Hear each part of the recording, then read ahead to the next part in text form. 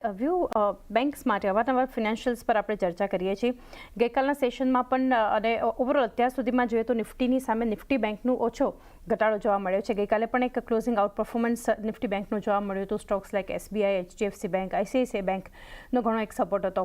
તો stock specific નહીં, પરંતુ ઓવરઓલ બેંક્સ માટે કઈ રીતે એક વ્યૂ રાખી રહ્યા છો? તમે પણ માની રહ્યા છો કે નિફ્ટી સામે એક ઓછો ઘટાડો અને એક સેફ પ્લેસ અત્યારે જે છે ગણી શકીએ નિફ્ટી બેંકને?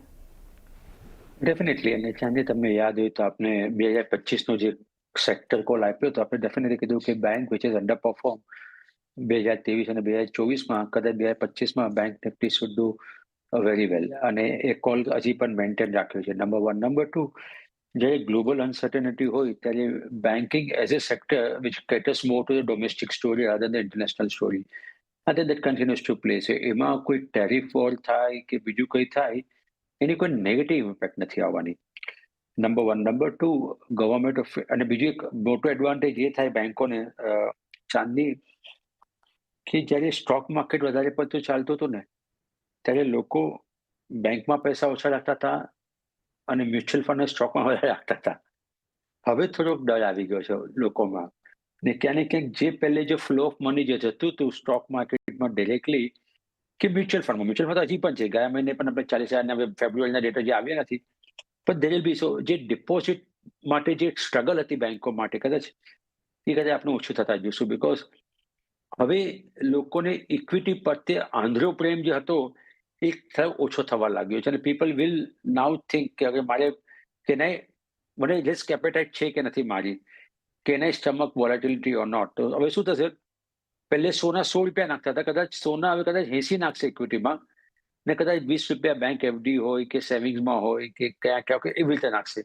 તો બેંકને એનો પણ બીજો બેનિફિટ મળશે. પ્લસ રેટ ઓફ ઇન્ટરેસ્ટ થોડા ઓછા થયા છે, તેનાથી થોડી ક્રેડિટ સાયકલ ઇમ્પ્રુવ થવાની શક્યતા છે. અને પ્લસ કદાચ એવું માનવું છે કે બીજા આગળ જતા પણ રેટ કટ આપણે જોઈ શકીએ. સો આ બધું જોતા લાગે ને. પ્લસ જે NPL લેવલ, ડેફિનેટલી એક અનસિક્યોર્ડ લોન પર ડેફિનેટલી હજી પણ એક NPO નો એક મોટો ચેલેન્જ છે. અને હું થોડા દિવસ પહેલા એક મોટી NBFC સાથે વાતચીત કર્યો હતો, અને મને કીધું કે 5% અનસિક્યોર્ડ લોન રિસીવ થવા માટે તકલીફ આપી રહી છે. તો 100માંથી 5, દેટ્સ અ બિગ નંબર. તો ક્યાંક ને ક્યાંક ત્યાં એક તમને સ્ટ્રેસ જશે. આપણે એવી બેંકો લેવાની જેમાં અનસિક્યોર્ડ લોન્સ વધારે પડતી લીધી નહોતી. બેંકે પોતે થોડું કોશિયસ ચાલતા હતા, ને માર્કેટે થોડું ખરાબ લાગ્યું તે વખતે કે છોકરાઓ ભાઈ આટલો બધો કોશિયસ ચાલે છે.